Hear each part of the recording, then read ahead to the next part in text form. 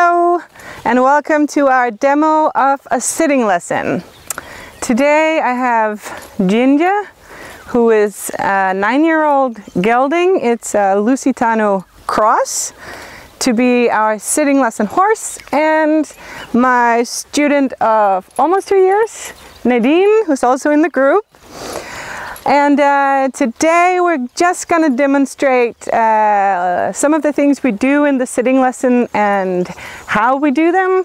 So I will try to do some of the things that are the more common issues I have when I have riders in sitting lessons. So Nadine has obviously ridden with me before, so I'm using her to show you what happens in the horse when we do different things. And we're just going to get started as a normal sitting lesson, as if it was the first time Nadine was here to ride. Okay, so the first thing I look for when I begin a sitting lesson is how is the rider aligned on the horse. I look for the line of the shoulder, hip and heel to know if the rider is in the correct position with the upper part of the upper body. So what normally happens is riders tend to either fall forward in their seat, come in front like there, or they come a little bit behind.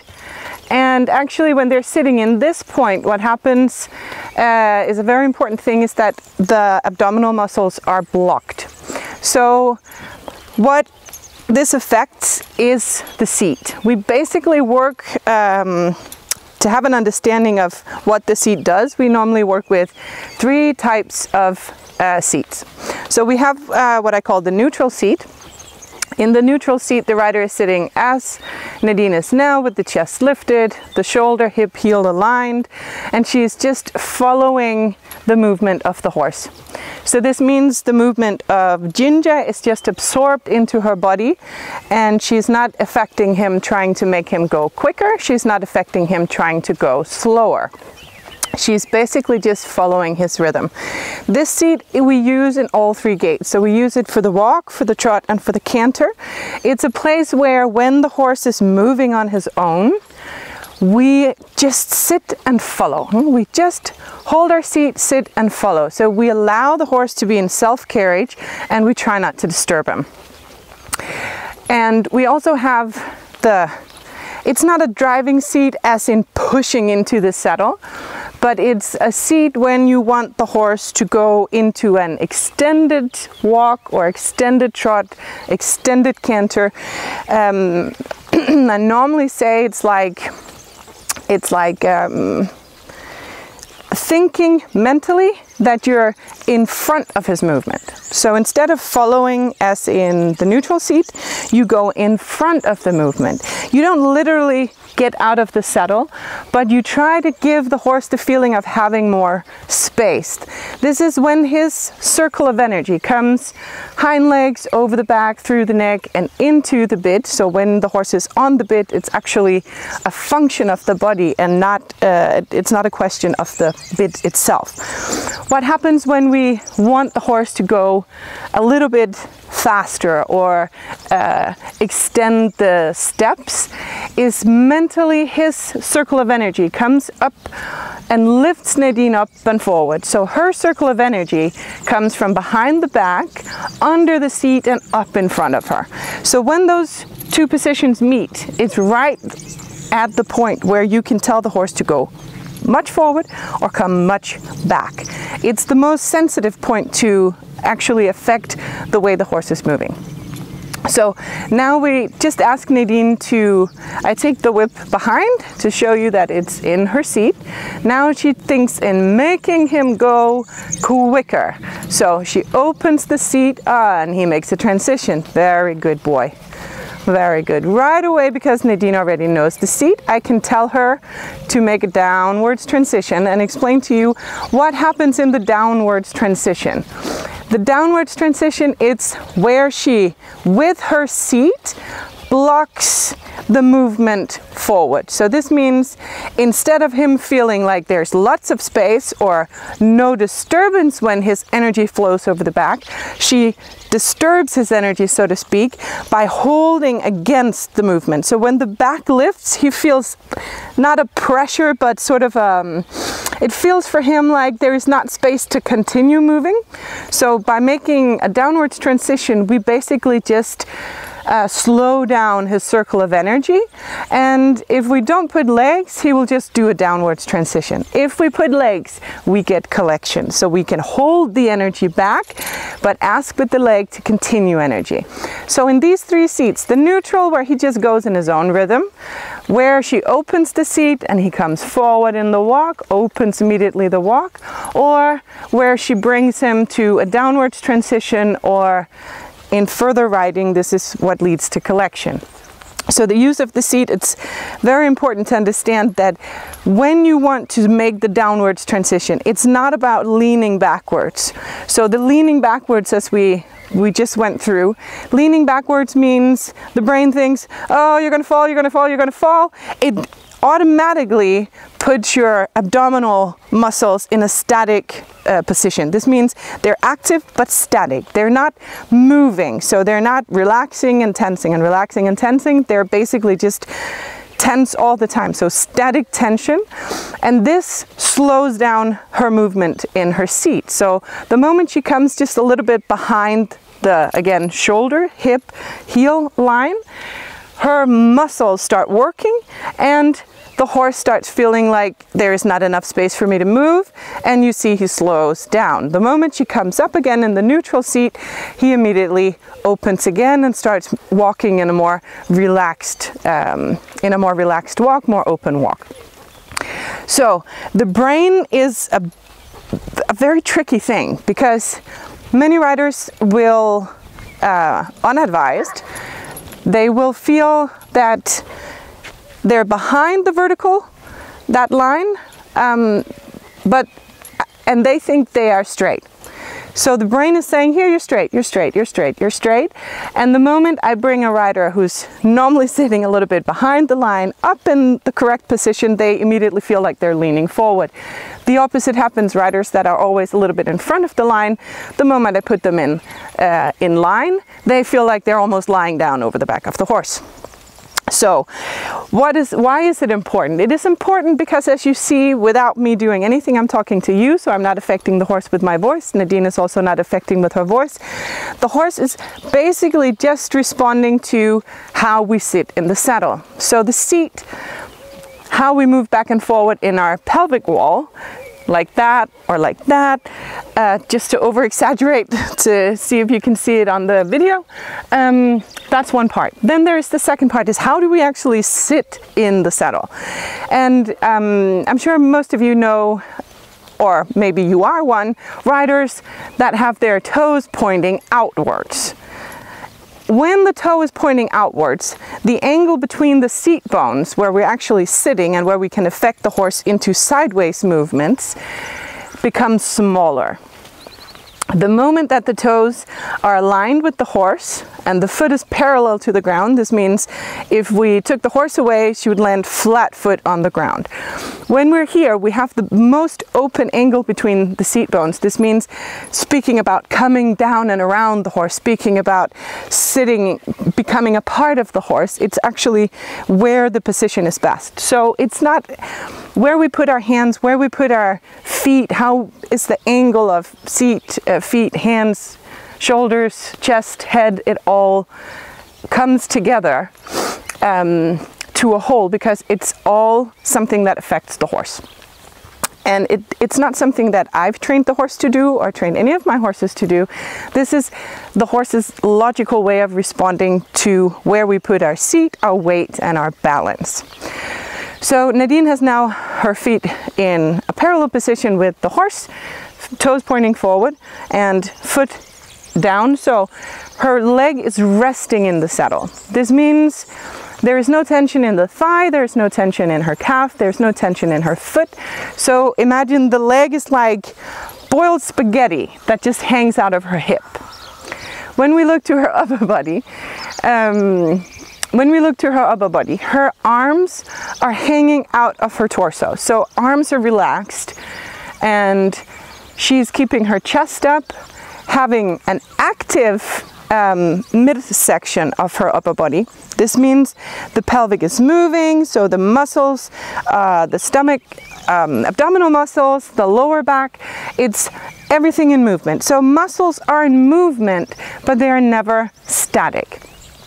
What happens if we collapse a little bit and just imagine when you're sitting down on a chair leaning forward, you get all those little on the front of the stomach, and if you collapse into the seat and you're just hanging down like that, then your seat doesn't function well. Your balance is out of position and basically you're not able to affect the horse going in any direction. You're just putting weight on the forehand. So when we sit up tall, we keep our chest up, we have open space between our collarbone and our chin, keeping this open space. And every time anybody's heard someone say chin up, head up, look up, look up, look up, it's also because when you either look down on the horse or have your head forward, it breaks the line of the spine.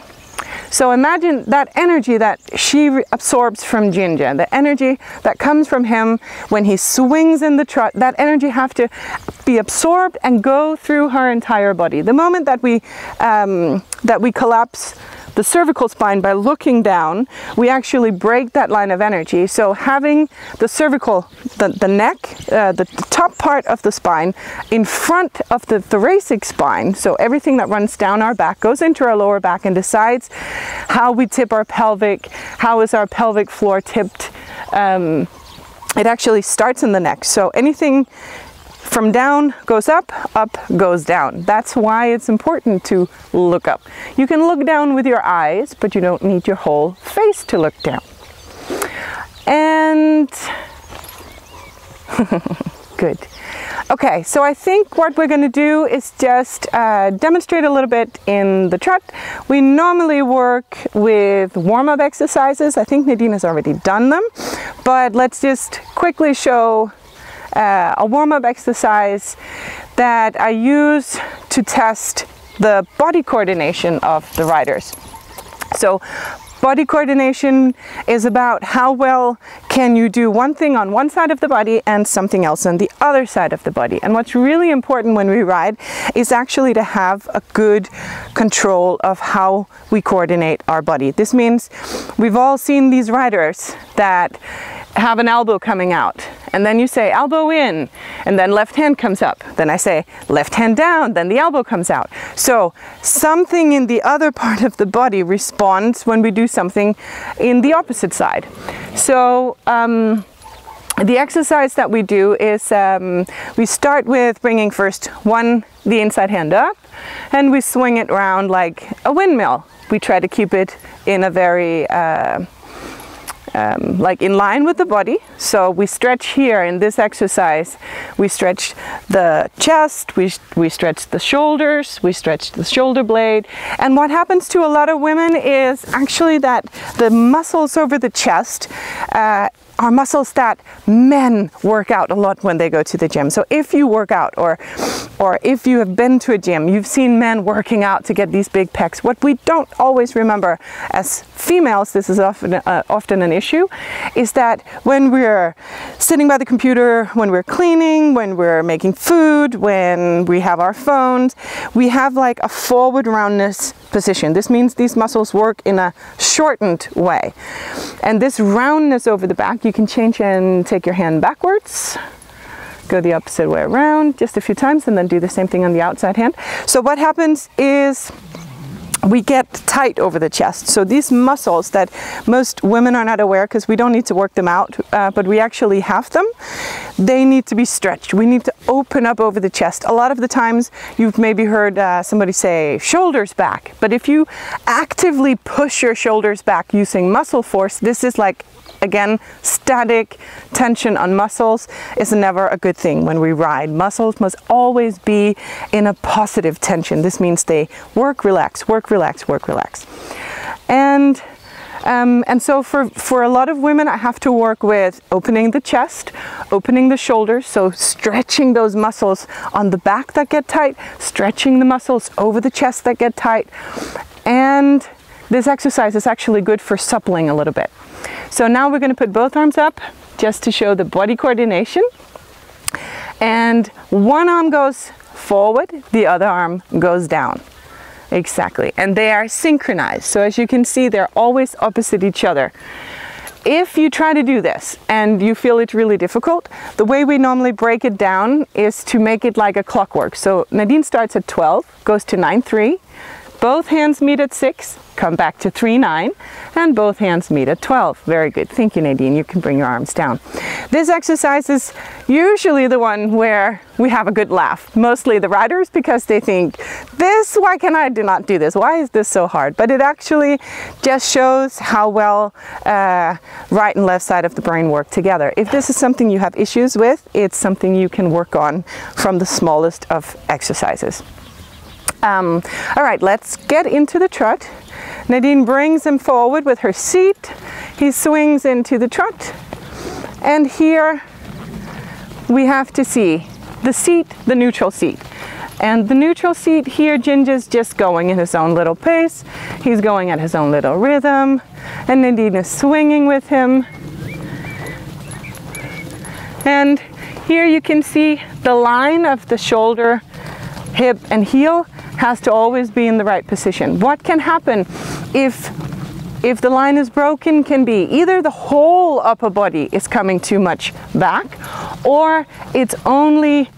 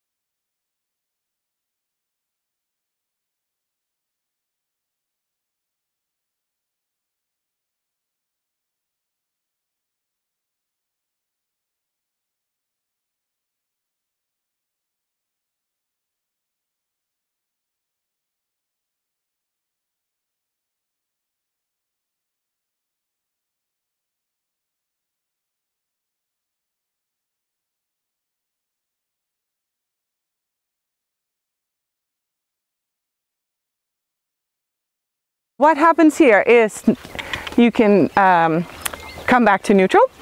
What happens in this seat is that she brings the weight from the inside shoulder to the outside hind leg. Her inside hip pushes a little bit against the spine of him, so it tells him go a little bit sideways. It engages with her inside leg. She engages a little bit the hind leg to say step under the center of gravity and bring the shoulder a little bit inside the track. So this she can do just by twisting her upper body. Now just do a slight twist, keep your heel down, don't put the leg, just the slightest of twists. Very good, very good, very good. And come back to center. So you immediately see the response of the horse when she starts twisting in the upper part of the upper body. So what is important here is to be able to separate, a little bit like the Barbie doll. For those of you that remember the Barbie doll like I do, the Barbie doll had a twist in her waistline. So you're basically twisting in your waistline to bring your inside shoulder back and tell the horse you put your upper body in the position that you want the horse to put his body. And by remaining straight in your seat, your hips can then either press inside or outside if she wants to put the quarters in, or if she wants to put the shoulders in, if she wants to put quarters out or shoulders out. So we always make sure when we ride on a circle that we have a slight twist in the upper body. And why? The slight twist in the upper body means that the center of your rib cage is always pointing in the direction that you want the horse to go.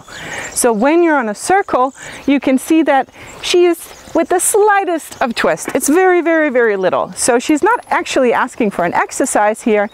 She's just maintaining the weight on the outside hind leg and keeping his weight off the inside front leg.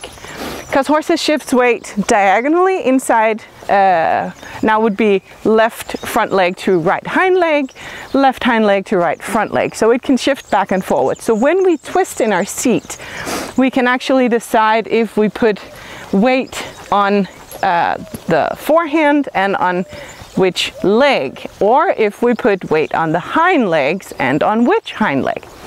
So the rider's seat affects the way the horse moves. It affects the way you can make a downward transition, let him walk. The seat always affects the way the horse moves. It affects where his balance is. Where is he putting more weight? So we can control it positively by controlling our seat. And these sitting lessons are usually about half an hour. We're not going to do that much today. I just wanted to explain to you all of the most common things we work on in the sitting lesson. So obviously when you're able to sit relaxed, relaxed legs, relaxed shoulders, relaxed arms, you get the lightest way of communicating with the horse. When your arms are hanging down because your ribs are held up, you're active in your midsection, your arms are relaxed, shoulders, elbows, wrists. This means when you hold the reins, you don't come with any tension on the hands. And we get lots of secondary tension on our bodies. So this means if you're used to squeezing a lot with your knees, it means that you squeeze muscles of legs, connect with muscles around the hips. Muscles of hips are like connecting muscles that connect upper and lower body. So if you squeeze with your knees, you can get tense in the hips.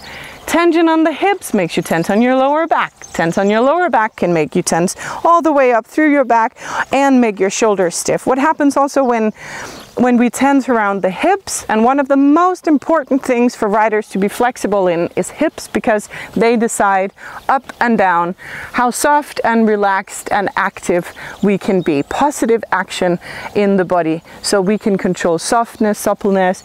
And we know that when the leg is hanging down, imagine if you're always putting pressure with your leg, if you're always squeezing with your legs, when you want to ask the horse something, you can't just squeeze lightly with, like tighten the muscle muscle of the calf, and the horse will feel it because he's used to you always squeezing with the muscle. So we need to be relaxed for the horse to feel we're just part of his movement. And when we ask something, we ask it with tightening how we hold the reins, with tightening a muscle so he feels the slightest of pressures. And there is no horse in the world that cannot be trained to function to these aids. Horses are not taught from me to respond to the seat, the legs, and my aids. They do this naturally. So we can blur it if we have very strong aids, if we always stay strong in the contact, if we lean into the reins, use the reins for balance. And this is also why nobody has reins when they're in the sitting lesson, because they need to find their own balance, be able to balance themselves before they connect with the horse on the reins. And so when we blur the signals, we have horses that people say he's lazy, he doesn't want to go forward. And when you start looking for and knowing and understanding what the rider does affects the horse in what way, you also start to see that horses that are lazy, not going forward, often have riders that come behind the vertical line. And so they're blocking, by holding in their stomach, they're blocking the movement over the back. They're actually in their seat telling the horse to slow down without knowing it, and at the same time using more and more leg to get him to go forward. To the horse, the logical is, I can't move because there's pressure in my energy circle, so back won't come up. You're telling him to slow down, but at the same time he's nicely responding to the leg. So all of these little things that we see very commonly on riding centers, on many riders, they have a reason. So for me, this is the base of riding. It's being able to hold your own balance, understand what your body is doing, control what your body is doing, be in shape to actually follow the horse so we don't collapse because we get tired, because this happens if we ride and we're actually not in shape. The body just starts compensating, and that's where a lot of bad habits come in. So that's why for me, being fit as a rider, being flexible as a rider is just as important as anything else. But this I will come back to. So I think for today we will say thank you to Nadine